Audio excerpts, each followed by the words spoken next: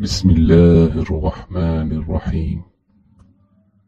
அத்தியாயம் 6 வசனம் 104.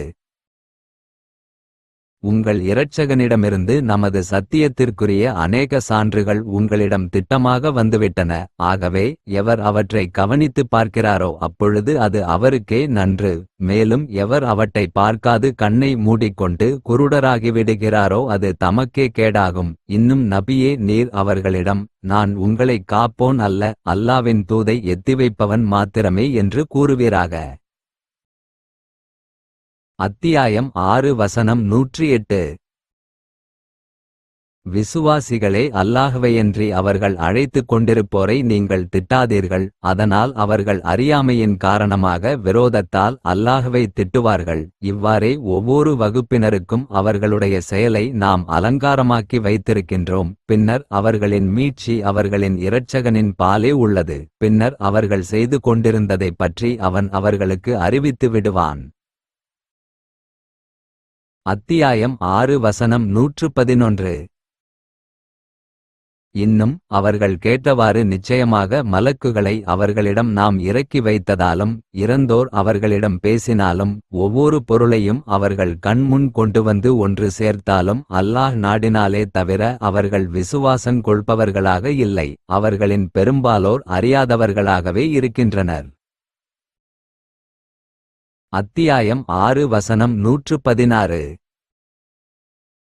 மேலும் இப்புவியிலிருப்போரில் பெரும்பாலோருக்கு அவர்களின் கூற்றை ஏற்று நீர் கீழ்ப்படிந்து நடந்தால் அவர்கள் உம்மை அல்லாஹ்வுடைய பாதையிலிருந்து திருப்பி வழிகெடுத்து விடுவார்கள். வெறும் யூகத்தைத் தவிர வேறெதையும் அவர்கள் பின்பற்றுவதில்லை. மேலும் அவர்கள் அனுமானம் செய்பவர்களே தவிர வேறு இல்லை. அத்தியாயம் 6 வசனம் 125.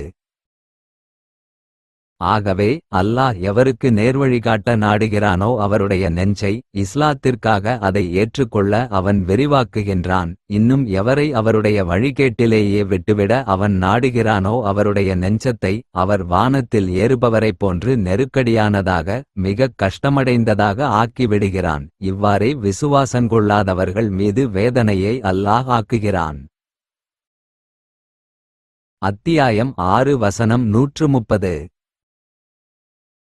ஜின் இன மனித இன வர்க்கத்தாரே, என்னுடைய வசனங்களை உங்களுக்கு ஓதிக் காண்பித்தது உங்களுடைய இந்நாளின் சந்திப்பை பற்றியும் உங்களுக்கு அச்சமூட்டி எச்சரிக்கை செய்யும் தூதர்கள் உங்களிலிருந்தே உங்களுக்கு வரவில்லையா என்று கேட்பான். அதற்கவர்கள், எங்கள் இரட்சகனே, நாங்களே எங்களுக்கு எதிராக சாட்சி கூறுகிறோம் என்று கூறுவார்கள். உலக வாழ்க்கை அவர்களை மயக்கி ஏமாற்றியும் விட்டது. நிச்சயமாக அவர்கள் நிராகரிப்பவர்களாக இருந்தார்கள் என தங்களுக்கு பாதகமாக அவர்கள் சாட்சியும் கூறுவர். அத்தியாயம் 6 வசனம் 135. நபியே, அவர்களிடம் நீர் கூறுவீராக, என்னுடைய சமூகத்தாரே, நீங்கள் உங்கள் வழி வகையின்படி உங்கள் காரியங்களை செய்து கொண்டே இருங்கள். நிச்சயமாக நானும் என் வழி வகையின்படி என் காரியங்களை செய்து கொண்டிருப்பேன். இம்மையின் முடிவு எவருக்கு சாதகமாயிருக்கின்றது என்பதை நீங்கள் அறிந்து கொள்வீர்கள். நிச்சயமாக அநியாயக்காரர்கள் வெற்றி பெற மாட்டார்கள். அத்தியாயம் 6 வசனம் 148, 149. அல்லாஹ் நாடியிருந்தால் நாங்களும் எங்களுடைய மூதாதையர்களும் அல்லாஹ்வுக்கு எதனையும் இணை வைத்திருக்க மாட்டோம். உண்ணக்கூடிய யாதொன்றையும் ஆகாதென்று நாங்கள் விலக்கியிருக்கவுமாட்டோம் என்று இணை வைத்துக் கொண்டிருப்போர் கூறுவார்கள். இவர்களுக்கு முன்னிருந்தவர்களும் நம்முடைய வேதனையை சுவைக்கும் வரையில் இவ்வாறே தூதர்களை பொய்யாக்கிக் கொண்டிருந்தனர். ஆகவே நீர் உங்கள் கூற்றுக்கு உங்களிடம் ஏதும் அறிவார்த்தமான ஆதாரமுண்டா? அவ்வாறு இருந்தால் அதனை நமக்கு வெளிப்படுத்திக் காட்டுங்கள். உங்களது அர்த்தமற்ற வீணான எண்ணத்தையல்லாது வேறு எதையும் நீங்கள் பின்பற்றவில்லை. இன்னும் நீங்கள் அனுமானம் கொள்கிறவர்களேயன்றி வேறில்லை என்று கூறுவீராக. யாருக்கு அவன் நேர்வழிகாட்டி விட்டானோ, இன்னும் யாரை வழிதவறச் செய்துவிட்டானோ, அது பற்றிய மறுக்க முடியாத பூரணமான ஆதாரம் அல்லாஹ்விட்டே இருக்கிறது. ஆகவே அவன் நாடியிருந்தால் உங்கள் யாவரையும் நிச்சயம் நேர்வழியில் செலுத்தியிருப்பான் என்று நபியே நீர் கூறுவீராக. அத்தியாயம் 7 வசனம் 28. மேலும் விசுவாசங்கொள்ளாத அவர்கள் யாதொரு மானக்கேடான காரியத்தைச் செய்துவிட்டால் அவர்கள், எங்கள் மூதாதையர்களை இதன் மீதே நாங்கள் கண்டோம், அல்லாஹ்வும் இதைக் கொண்டே எங்களுக்குக் கட்டளையிட்டிருக்கின்றான் என்று கூறுகின்றனர். அதற்கு நபியே அவர்களிடம், நிச்சயமாக அல்லாஹ் மானக்கேடான காரியங்களைக் கொண்டு அவற்றைச் செய்யுமாறு அவன் கட்டளையிட மாட்டான். அல்லாவின் மீது நீங்கள் அறியாதவற்றை பொய்யாகக் கூறுகிறீர்கள் என்று நீர் கூறுவீராக. அத்தியாயம் 7 வசனம் 35 முதல் 41 வரை. ஆதமுடைய மக்களே, உங்களிலிருந்தே நிச்சயமாக உங்களிடம் என்னுடைய தூதர்கள் வந்து என்னுடைய வசனங்களை உங்களுக்கு விவரித்துக் காண்பிக்கும்போது, எவர்கள் அல்லாஹுவுக்குப் பயந்து தங்களைச் சீர்திருத்திக் கொண்டார்களோ அவர்களுக்கு எத்தகைய பயமுமில்லை, அவர்கள் கவலையும் அடையமாட்டார்கள். இன்னும் நம்முடைய வசனங்களை பொய்யாக்கி அவற்றை ஏற்பதை விட்டும் கர்வமும் கொண்டார்களே, அத்தகையோர் அவர்கள் நரகவாசிகளாவர், அவர்கள் அதில் நிரந்தரமாகத் தங்கி இருப்பவர்கள். அல்லாவின் மீது பொய்யை கற்பனை செய்து கூறுகின்றவரை விட, அல்லது அவனுடைய வசனங்களை பொய்யாக்குகின்றவரை விட மிக அநியாயக்காரர் யார்? அத்தகையோர் அவர்களுக்கு எழுதப்பட்ட உணவு, செல்வம் முதலியவைகளிலிருந்து அவர்களின் பாத்தியதை அவர்களுக்கு கிடைக்கும். முடிவாக நம் தூதர்களான மலக்குகள் அவர்களிடம் வந்து அவர்களுடைய உயிர்களை கைப்பற்றும் சமயத்தில், அல்லாஹ்வையன்றி நீங்கள் அழைத்துக் கொண்டிருந்தீர்களே அவர்கள் எங்கே என்று கேட்பார்கள். அதற்கவர்கள், அவர்கள் யாவும் எங்களை விட்டு ஓடி மறைந்துவிட்டனர் என்று கூறி, நிச்சயமாகவே தாங்கள் சத்தியத்தை நிராகரிப்பவர்களாக இருந்தனர் என தங்களுக்கு விரோதமாகவே அவர்கள் சாட்சியம் கூறுவார்கள். அதற்கு அல்லாஹ் அவர்களிடம், ஜின்களிலும் மனிதர்களிலும் உங்களுக்கு முன்னர் சென்றுவிட்ட கூட்டத்தினர்களுடன் நீங்களும் சேர்ந்து நரக நெருப்பில் நுழையுங்கள் என்று கூறுவான். அவர்களில் ஒவ்வொரு சமுதாயத்தினரும் நரகத்திற்குள் நுழையும் பொழுதெல்லாம் தனக்கு முன் அங்கு வந்துள்ள தங்கள் இனத்தாரின் முன் சென்ற சக கூட்டத்தினரை சபிப்பார்கள். முடிவாக அவர்கள் யாவரும் நரகத்தையடைந்த பொழுது அவர்களில் விந்தியவர்கள் பின்பற்றியவர்கள், பின்பற்றப்பட்ட தலைவர்களான முந்தியவர்களைப் பற்றி, எங்கள் இரட்சகனே, இவர்கள்தாம் எங்களை வழிகெடுத்தவர்கள். ஆகவே அவர்களுக்கு எங்களைவிட நரகத்தில் இரட்டிப்பான வேதனையை கொடுப்பாயாக என்று கூறுவார்கள். அதற்கு அவன், உங்களில் ஒவ்வொருவருக்குமே இரட்டிப்பு வேதனை உண்டு, எனினும் இதன் காரணத்தை நீங்கள் அறியமாட்டீர்கள் என்று கூறுவான். அவர்களில் முந்தியவர்கள் அவர்களில் பிந்தியவர்களிடம், எங்களைவிட உங்களுக்கு யாதொரு மேன்மையும் கிடையாது, ஆதலால் நீங்கள் சம்பாதித்துக் கொண்ட தீவினையின் காரணமாக நீங்களும் இரட்டிப்பு வேதனையை சுவையுங்கள் என்று கூறுவார்கள். நிச்சயமாக நம்முடைய வசனங்களை பொய்ப்பித்து அவற்றை ஏற்பதை விட்டும் பெருமையும் கொண்டார்களே, அத்தகையோர் அவர்களுக்கு அல்லாவின் அருளுக்குரிய வானத்தின் அருள்வாயில்கள் திறக்கப்பட மாட்டாது. மேலும் ஊசியின் துவாரத்தில் ஒட்டகம் நுழையும் வரையில் அவர்கள் சுவனத்தில் நுழையமாட்டார்கள். மேலும் குற்றவாளிகளுக்கு இவ்வாறே நாம் கூலி கொடுப்போம். அவர்களுக்கு நரகத்திலிருந்து நெருப்பு விரிப்புகளும் அவர்களுக்கு மேலிருந்து போர்த்திக்கொள்ள நெருப்பு போர்வைகளும் உண்டு. இன்னும் இவ்வாறே அநியாயக்காரர்களுக்கு நாம் கூலி கொடுப்போம். அத்தியாயம் 7 வசனம் 44, 45. இன்னும் அந்நாளில் சுவர்க்கவாசிகள் நரகவாசிகளை அழைத்து, எங்கள் இரட்சகன் எங்களுக்கு வாக்களித்திருந்ததை நாங்கள் உண்மையாக பெற்றுக்கொண்டோம், நீங்களும் உங்கள் இரட்சகன் உங்களுக்கு வாக்களித்திருந்ததை உண்மையாகவே பெற்றுக்கொண்டீர்களா என்று சப்தமிட்டு கேட்பார்கள். அதற்கவர்கள், ஆம் பெற்றுக்கொண்டோம் என்று கூறுவார்கள். அது சமயம் அவர்களுக்கு மத்தியில் அறிவிப்பாளர் ஒருவர், நிச்சயமாக அல்லாஹுவுடைய சாபம் வரம்பு மீறிய அநியாயக்காரர்கள் மீது உண்டாவதாக என அறிவிப்பார். அத்தகையோர் அவர்கள் அல்லாவின் பாதையை விட்டு மனிதர்களை தடுத்துக் கொண்டும், இன்னும் அவ்வழிக்கு யாரும் செல்லாதிருக்க அதனை கோணலாக்கவும் தேடினார்கள். அன்றியும் அவர்கள் மறுமையை நிராகரிப்பவர்கள்.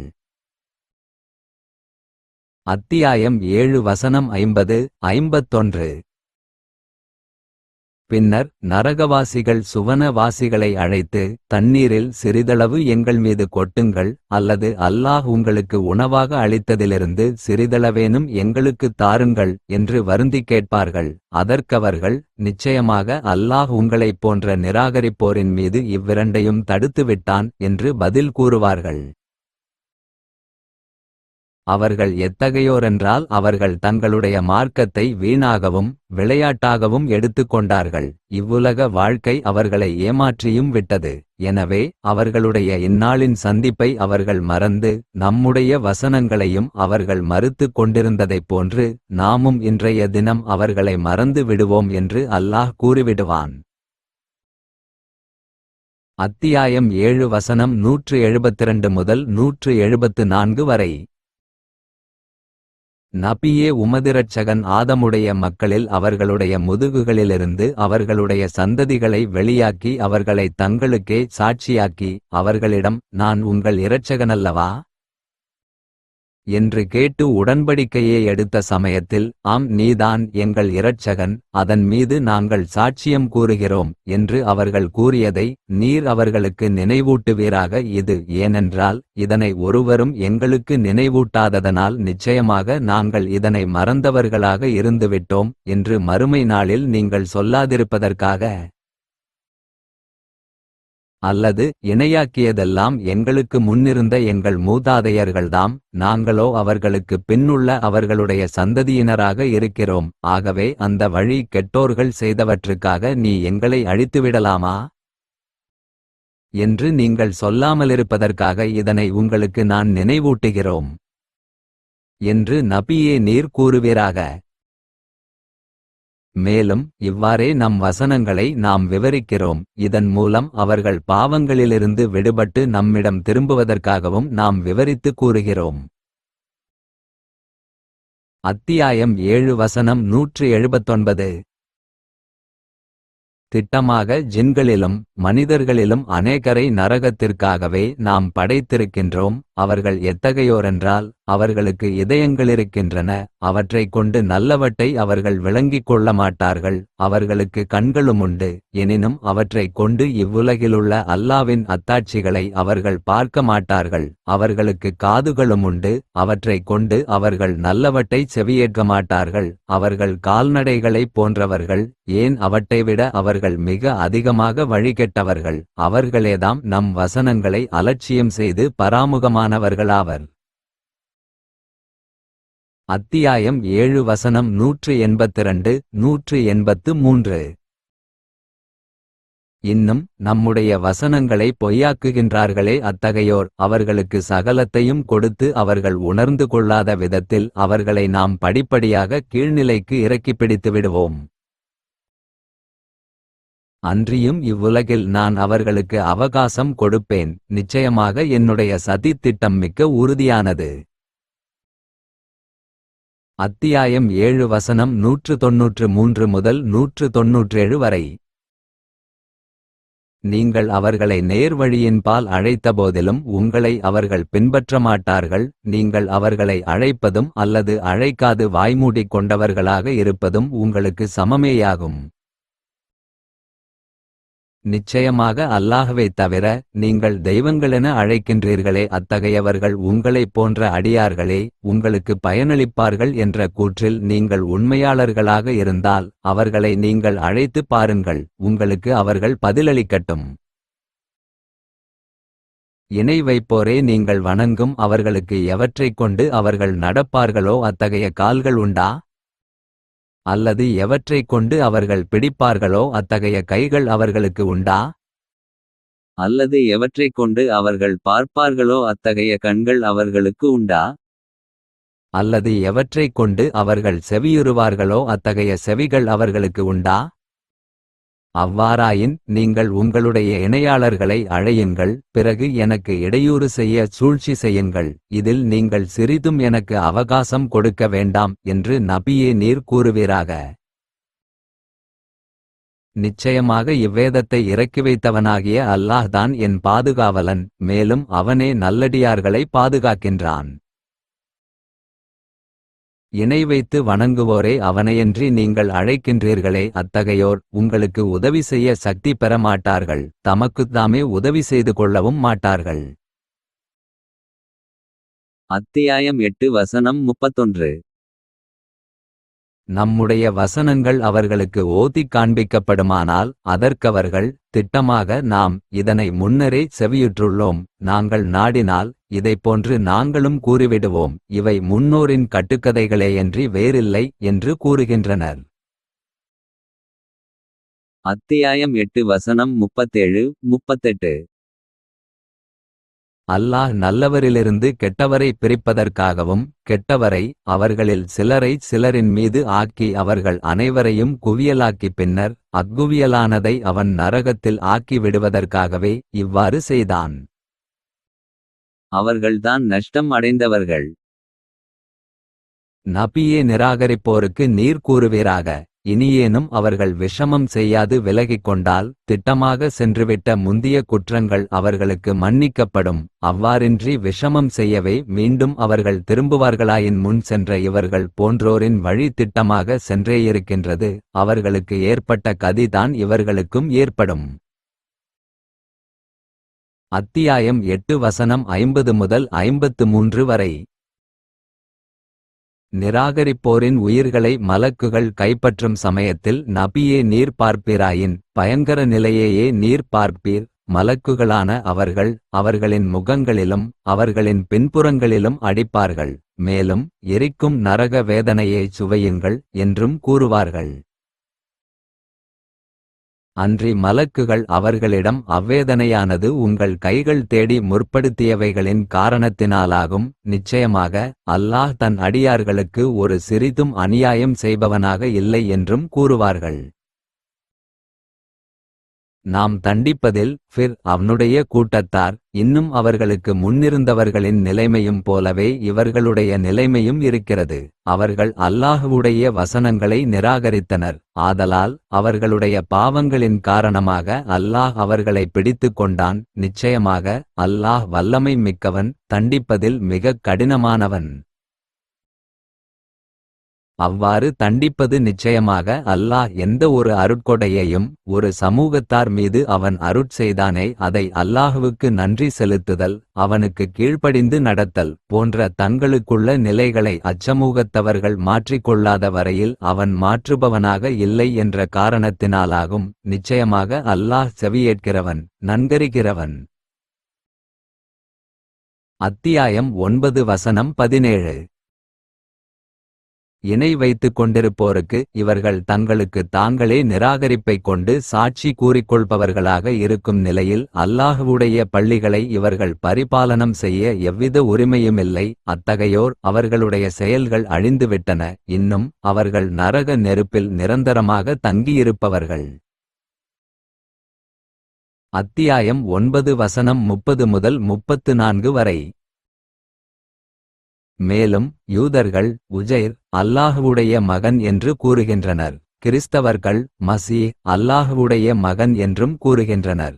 அது இவர்கள் தங்கள் வாய்களால் கூறும் கூற்றே ஆகும். இவர்களுக்கு முன்னிருந்து நிராகரிப்போரின் கூற்றுக்கு கூற்றால் அவர்களைப் போன்று ஒத்திருக்கிறார்கள். அல்லாஹ் இவர்களை அழித்து விடுவானாக. சத்தியத்தை புறக்கணித்து இவர்கள் எங்கு திருப்பப்படுகிறார்கள்?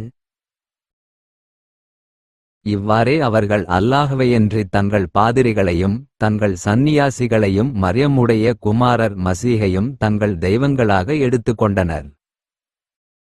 இன்னும் ஒரே ஒரு இரட்சகனையே வணங்க வேணடுமென்றல்லாது வேறு எதனையும் அவர்கள் கட்டளையிடப்படவில்லை. அவனையன்றி வணக்கத்திற்குரியவன் வேறெவரும் இல்லை. அவர்கள் இணை வைப்பவற்றை விட்டும் அவன் மிகவும் பரிசுத்தமானவன். அவர்கள் தங்கள் வாய்களினால் ஊதி அல்லாவின் பிரகாசத்தை அணைத்துவிட நாடுகின்றனர். இந்நிராகரிப்போர் வெறுத்தபோதிலும் அல்லாஹ் தன்னுடைய பிரகாசத்தை பூர்த்தியாக்கி வைப்பதைத் தவிர வேறெதையும் நாடவில்லை. அவன் எத்தகையவனென்றால் தன்னுடைய தூதரை நேர்வழியைக் கொண்டும் சத்திய மார்க்கத்தைக் கொண்டும் அனுப்பி வைத்தான். இணை வைத்துக் கொண்டிருப்போர் அதனை வெறுத்தபோதிலும் உலகிலுள்ள எல்லா மார்க்கங்களையும் விட அதை மேலோங்கச் செய்யவே அவ்வாறு செய்தான். விசுவாசங்கொண்டோரே நிச்சயமாக அவர்களுடைய பாதிரிகளிலும் சந்நியாசிகளிலும் அநேகர் மனிதர்களின் பொருட்களை தவறான முறையில் உண்ணுகிறார்கள். இன்னும் மக்கள் அல்லாஹ்வுடைய வழியில் செல்வதற்கும் தடை விதிக்கின்றனர். ஆகவே இவர்களுக்கும் இன்னும் பொன்னையும் வெள்ளியையும் சேகரித்து வைத்துக்கொண்டு அதனை அல்லாஹ்வுடைய பாதையில் செலவு செய்யாதிருக்கின்றனரே, அத்தகையவர்களுக்கும் நபியே நீர் துன்புறுத்தும் வேதனை உண்டு என்று நன்மாராயம் கூறுவீராக. அத்தியாயம் 9 வசனம் 53, 55. நீங்கள் விருப்பத்துடனோ அல்லது வெறுப்புடனோ தர்மமாகச் செலவு செய்யுங்கள், அது உங்களிடமிருந்து ஏற்றுக்கொள்ளப்படவே மாட்டாது. ஏனென்றால் நிச்சயமாக நீங்கள் பாவம் செய்யும் கூட்டத்தினர்களாகவே இருக்கின்றீர்கள் என்றும் நபியே நீர் கூறிவிடும்.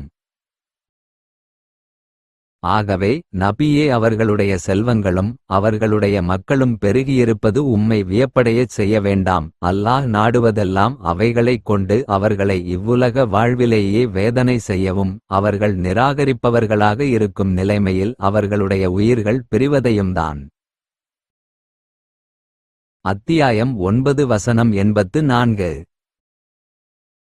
அன்றியும் அவர்களில் இறந்துபோன எந்த ஒருவரின் மீதும் ஒருபோதும் நீர்த்தொழுகையும் வைக்காதீர். அவருடைய கப்ரின் மீதும் மன்னிப்பு கோர நிற்கவும் வேண்டாம். ஏனென்றால் நிச்சயமாக அவர்கள் அல்லாஹ்வையும் அவனுடைய தூதரையும் நிராகரித்தார்கள். இன்னும் அவர்கள் பாவிகளாகவே இறந்துமிருக்கின்றனர்.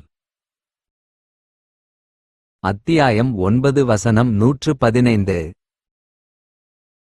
எந்த கூட்டத்தினரையும் அல்லாஹ் அவர்களுக்கு நேர்வழி காட்டிய பின்னர் அவர்கள் விலகிக் கொள்ள வேண்டியதை அவன் அவர்களுக்கு விவரமாகத் தெளிவுபடுத்துகின்றவரை அவர்களை அவன் வழி கெடுப்பவனாக இல்லை. நிச்சயமாக அல்லாஹ் ஒவ்வொரு பொருளைப் பற்றியும் நன்கறிகிறவன். அத்தியாயம் 10 வசனம் 24 முதல் 40 வரை. இவ்வுலக வாழ்க்கையின் உதாரணமெல்லாம் நீரைப் போன்றதாகும். அதை வானத்திலிருந்து நாம் இறக்கி வைத்தோம். அது மனிதர்களும் கால்நடைகளும் புசிக்கக்கூடிய புற்பூண்டு முதலியவைகளுடன் கலந்து அவை பூத்து காய்த்து கதிர்வாங்கி முடிவாக பூமி தனது செழிப்பை பிடித்து அலங்காரமும் அடைந்தபோது அதன் சொந்தக்காரர்கள் நாளை அதன்மீது நிச்சயமாக தாங்கள் அறுவடையை செய்ய சக்தியுடையவர்கள் என்றும் தங்களை எண்ணிக்கொண்டிருந்தனர். அச்சமயம் இரவிலோ அல்லது பகலிலோ நம்முடைய கட்டளை வந்து அதை நாம் அழித்துவிட்டோம். அதனால் அவை நேற்றைய தினம் அவ்விடத்தில் இல்லாததைப் போன்று அறுவடை செய்யப்பட்டதாக அதை நாம் ஆக்கிவிட்டோம். சிந்தித்துணரக்கூடிய சமூகத்தார்க்கு நாம் நம்முடைய வசனங்களை இவ்வாறே தெளிவாக விவரிக்கிறோம். மனிதர்களே, அல்லாஹ்வோ சாந்தி அளிக்கக்கூடிய சுவன வீட்டின்பால் உங்களை அழைக்கின்றான். மேலும் அவன் நாடியவர்களை அதற்குரிய நேரான வழியின்பால் செலுத்துகிறான். மேலும் அவர்கள் அனைவரையும் நாம் ஒன்று திரட்டும் நாளை நபியே அவர்களுக்கு நினைவு கூர்வீராக. பின்னர் இணைவைத்துக் கொண்டிருந்தார்களே அவர்களுக்கு, நீங்களும் அல்லாவின் வணக்கத்தில் கூட்டாக்கிய உங்கள் இணையாளர்களும் உங்கள் இடத்திலேயே அதை விட்டு நகராது நில்லுங்கள் என்று கூறுவோம். பின்னர் எங்களை நீங்கள் வணங்கக்கூடியவர்களாக இருக்கவே இல்லை என்று அவர்களின் இணையாளர்கள் கூறியவர்களாக இருக்க அவர்களுக்கு மத்தியில் இருந்த தொடர்பை நீக்கி நாம் பிரித்து விடுவோம்.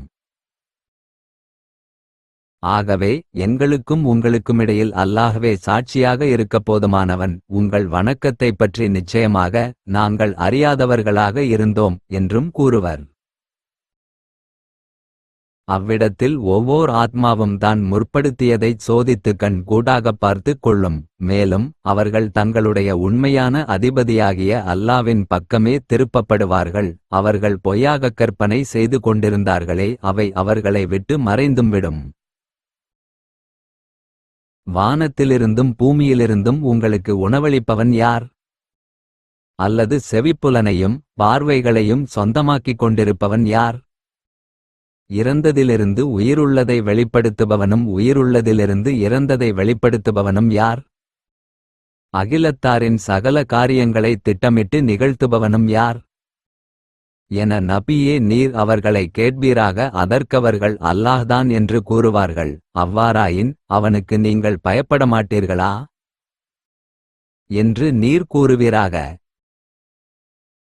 இத்தகைய தகுதிகளுக்குரிய அவன்தான் உங்களுடைய உண்மையான இரட்சகனாகிய அல்லாஹ். இந்த உண்மைக்குப் பின்னர் வழிகேட்டைத் தவிர வேறு எஞ்சியிருப்பது யாது? இவ்வுண்மையை விட்டு நீங்கள் எங்கு திருப்பப்படுகிறீர்கள் என்று நபியே நீர் கேட்பீராக. இவர்கள் நிராகரித்த இவ்வாறே பாவம் செய்பவர்கள் மீது நிச்சயமாக அவர்கள் விசுவாசங்கொள்ள மாட்டார்கள் என்ற உமது இரட்சகனின் வாக்கு உண்மையாகிவிட்டது. உங்களுடைய இணையாளர்களில் தொடக்கமாக படைப்பைத் தொடங்கி அது அழிந்த பின்னர் அதனை மீட்டுபவர் யாரேனும் உண்டா என்று நபியே நீர் கேட்பீராக. நீரே அவர்களிடம் அல்லாஹ்தான் சிருஷ்டிகளை முதலாவதாக உற்பத்தி செய்து அவை மரித்த பின்னர் அவற்றை அவன் மீள வைப்பான் என்று கூறி, இந்த உண்மையை விட்டு நீங்கள் எப்படித்தான் திருப்பப்படுகின்றீர்கள் என்று நீர் கேட்பீராக. உங்களுடைய இணையாளர்களில் சத்தியத்தின்பால் வழிகாட்டுபவர் உண்டா என்று நீர் கேட்பீராக. நீரே அவர்களிடம் அல்லாஹ்தான் சத்திய மார்க்கத்திற்கு வழி காட்டுகிறான் எனக் கூறுவீராக. சத்தியத்திற்கு வழிகாட்டுபவன் பின்பற்றப்பட மிக உரியவனா? அல்லது வழிகாட்டப்பட்டாலேயன்றி நேர் வழியை அடைய மாட்டானே அவன் பின்பற்றத்தக்கவனா? உங்களுக்கு என்ன கேடு நேர்ந்தது? இதற்கு மாறாக நீங்கள் எவ்வாறு தீர்ப்பளிக்கிறீர்கள்? மேலும் அவர்களில் பெரும்பாலோர் அவசியமில்லாத எண்ணத்தையேயன்றி வேறெதையும் பின்பற்றுவதில்லை. நிச்சயமாக அவசியமில்லாத எண்ணம் உண்மையை அறிவதற்கு ஒரு சிறிதும் பயன்படாது. நிச்சயமாக அல்லாஹ் அவர்கள் செய்பவைகளை நன்கறிந்தவன்.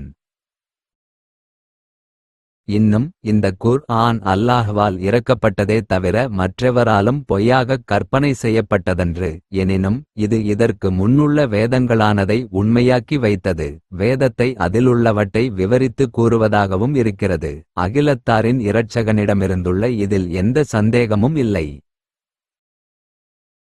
அல்லது குர்ஆனாகிய இதனை நம்முடைய தூதராகிய அவர் பொய்யாகக் கற்பனை செய்து கொண்டார் என அவர்கள் கூறுகின்றனரா? அவ்வாறெனின் நபியே அவர்களிடம், உங்கள் கூற்றில் நீங்கள் உண்மையாளர்களாக இருந்தால் அதனைப் போன்ற ஒரு அத்தியாயத்தைக் கொண்டு வாருங்கள். அல்லாஹ்வையன்றி உங்களுக்கு சாத்தியமானவர்களையும் உங்களுக்கு உதவி செய்ய அழைத்துக் கொள்ளுங்கள் என்று நீர் கூறுவீராக. மாறாக குர்ஆனாகிய அதன் அறிவைப் பற்றி அவர்கள் தெரிந்து கொள்ள முடியாததையும் அதன் விளக்கம் பற்றி அவர்களுக்கு வராதவற்றையும் அவர்கள் பொய்யாக்குகின்றனர். அவர்களுக்கு முன்னிருந்தவர்களும் இவ்வாறே அவற்றை பொய்யாக்கிக் கொண்டிருந்தனர். ஆகவே அந்த அநியாயக்காரர்களின் முடிவு எப்படியிருந்தது என்பதை நபியே நீர் பார்ப்பீராக. மேலும் அவர்களில் குர்ஆனாகிய இதனை விசுவாசிப்பவரும் உள்ளனர். அவர்களில் இதனை விசுவாசங்கொள்ளாதோரும் உள்ளனர். இன்னும் உம்முடைய இரட்சகன் குழப்பக்காரர்களை மிக அறிந்தவன். அத்தியாயம் 10 வசனம் 45. மேலும் அவர்களை அவன் ஒன்று திரட்டும் நாளில் ஒரு பகலில் சொற்ப நேரத்தைத் தவிர இவ்வுலகில் தாங்கள் தங்கவில்லை என்பதைப் போன்று அவர்கள் எண்ணுவதுடன் தங்களுக்கிடையில் ஒருவருக்கொருவர் அறிமுகமாகிக் கொள்வார்கள். அல்லாவின் சந்திப்பை பொய்யாக்கியோர் திட்டமாக அந்நாளில் நஷ்டமடைந்தே விட்டார்கள். அவர்கள் நேர்வழி பெற்றவர்களாகவும் இருக்கவில்லை. அத்தியாயம் 10 வசனம் 54. மேலும் அநியாயம் செய்த ஒவ்வோர் ஆத்மாவிடமும் உலகத்தில் உள்ள பொருள் யாவும் இருந்த போதிலும் அவை யாவையுமே அல்லாவின் தண்டனையிலிருந்து தன்னை நீக்கிக் கொள்ள ஈடாகக் கொடுத்துவிடும். மேலும் அவர்கள் தண்டனையை கண்கூடாகப் பார்க்கின்றபொழுது கைசேதத்தை உள்ளூர அவர்கள் மறைத்துக் கொள்வர். அந்நாளில் அவர்களிடையே நீதியாகவே தீர்ப்பளிக்கப்படும். அவர்கள் அநியாயம் செய்யப்படவுமாட்டார்கள். அத்தியாயம் 10 வசனம் 66. வானங்களில் இருப்பவை மற்றும் பூமியில் இருப்பவை நிச்சயமாக அல்லாஹ்வுக்கே உரியன என்பதை நீங்கள் அறிந்து கொள்ளுங்கள். இவ்வாறிருக்க அல்லாஹ்வையன்றி இணையாளர்களை தெய்வங்கள் என அழைப்போர் எதை பின்பற்றுகின்றனர்? வீண் யூகத்தையன்றி வேறெதையும் அவர்கள் பின்பற்றுவதில்லை. அன்றியும் அவர்கள் வெறும் அனுமானங்கள் செய்பவர்களே அன்றி இல்லை. அத்தியாயம் 10 வசனம் 99 முதல் 101 வரை. மேலும் உமதிரட்சகன் நாடியிருந்தால் பூமியிலுள்ள அனைவருமே முற்றிலும் விசுவாசித்திருப்பார்கள். எனவே மனிதர்களை அவர்கள் அனைவருமே விசுவாசிகளாகி விட வேண்டுமென்று நீர் நிர்பந்திக்கிறீரா? மேலும் எந்த ஆத்மாவிற்கும் அல்லாவின் அனுமதியன்றி அது விசுவாசங்கொள்வதற்கில்லை. மேலும் இதை விளங்கிக் கொள்ளாதவர்களின் மீது தண்டனையை அவன் ஆக்குகிறான். நபியே அவர்களிடம், வானங்களிலும் பூமியிலும் என்ன இருக்கின்றன என்பதை கவனித்துப் பாருங்கள் எனக் கூறுவீராக. எனினும் விசுவாசங்கொள்ளாதவர்களான சமூகத்தார்க்கு நம்முடைய அத்தாட்சிகளும் எச்சரிக்கைகளும் யாதொரு பயனுமளிக்க மாட்டா. அத்தியாயம் 10 வசனம் 108. நபியே நீர் கூறுவீராக, மனிதர்களே நிச்சயமாக உங்களுடைய இரட்சகனிடமிருந்து இந்தச் சத்திய வேதம் உங்களிடம் வந்திருக்கிறது. ஆகவே எவர் நேர் வழியில் செல்கின்றாரோ அவர் அந்நேர் வழியில் செல்வதெல்லாம் தனது நன்மைக்காகவேதான். மேலும் எவர் வழி தவறுகின்றாரோ அவர் வழி தவறுவதெல்லாம் அவருக்கே கேடாகத்தான். அன்றியும் நீங்கள் விசுவாசிகளாக ஆவதற்கு உங்களுக்கு நான் பொறுப்புடையவனல்லன். அத்தியாயம் 11 வசனம் 6.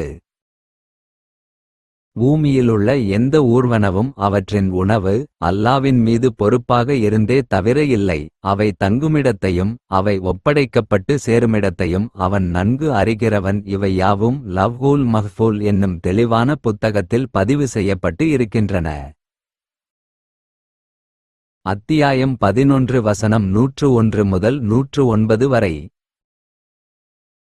இன்னும் அவர்களுக்கு நாம் அநியாயம் செய்யவில்லை, எனினும் அவர்கள் தமக்குத்தாமே அநியாயம் செய்து கொண்டனர். எனவே உமதிரட்சகனின் கட்டளை அவர்களை அழித்துவிட வந்த சமயத்தில் அல்லாஹ்வையன்றி அவர்கள் அழைத்து வணங்கிக் கொண்டிருந்த அவர்களின் வணக்கத்திற்குரியவர்கள் அவர்களுக்கு எவ்வித பயனளிக்கவில்லை. அன்றியும் நஷ்டத்தைத் தவிர வேறு எதையும் அவர்களுக்கு அவர்கள் அதிகப்படுத்தவில்லை.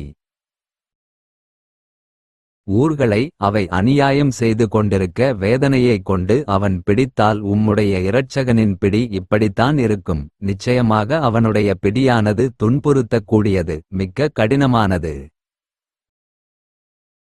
மறுமையின் வேதனையை பயப்படக்கூடியவருக்கு நிச்சயமாக இதில் அத்தாட்சி இருக்கிறது. அம்மறுமையானது ஒரு நாள், அதற்காக மனிதர்கள் ஒன்று சேர்க்கப்படுவார்கள். இன்னும் அது அவர்கள் அனைவரும் அல்லாவின் சந்நிதியில் முன்னிலைப்படுத்தப்படும் நாளாகும். அதற்கென குறிப்பிடப்பட்ட தவணைக்காகவே தவிர அதனை நாம் பிற்படுத்தி வைக்கவில்லை. அது வரும் நாளில் அவனுடைய அனுமதியின்றி எந்த ஆத்மாவும் அவனுடன் பேச முடியாது. அவர்களில் துர்பாக்கியவானும் நற்பாக்கியவானுமிருப்பர். எனவே துர்ப்பாக்கியமடைந்து விட்டனரே, அத்தகையோர் நரகத்தில் வீழ்த்தப்படுவார்கள். அப்பொழுது வேதனையைத் தாங்க முடியாது. அதில் அவர்களுக்கு கழுதையின் சப்தத்தைப் போன்று தொடக்கத்தில் பெரும் கூச்சலும் இறுதியில் தேம்பியெழுதலும் இருக்கும். உமதிரட்சகன் நாடினாலன்றி வானங்கள் மற்றும் பூமி நிலைத்திருக்கும் காலமெல்லாம் அதில் அவர்கள் நிரந்தரமாக தங்கியிருப்பவர்கள். நிச்சயமாக உமதிரட்சகன் தான் நாடியதை தடையின்றிச் செய்து முடிப்பவன். இன்னும் நற்பாக்கியமடைந்து விட்டனரே, அத்தகையோர் சுவனபதியில் நுழைந்து விடுவார்கள். உமதிரட்சகன் நாடினாலன்றி வானங்கள் மற்றும் பூமி நிலைத்திருக்கும் காலமெல்லாம் அதில்தான் அவர்கள் நிரந்தரமாக தங்கியிருப்பவர்கள். மேலும் நபியே, இவர்கள் வணங்குபவைகளைப் பற்றி நீர் சந்தேகத்திலிருக்க வேண்டாம். இதற்கு முன்னர் இவர்களுடைய மூதாதையர் யாதொரு ஆதாரமுமின்றி வணங்கிக் கொண்டிருந்ததைப் போன்றே தவிர இவர்களும் வணங்கவில்லை. இவர்களுடைய வேதனையின் பாகத்தை இவர்களுக்கும் குறைவின்றி நிச்சயமாக நாம் பூரணமாக கொடுக்கக்கூடியவர்கள்.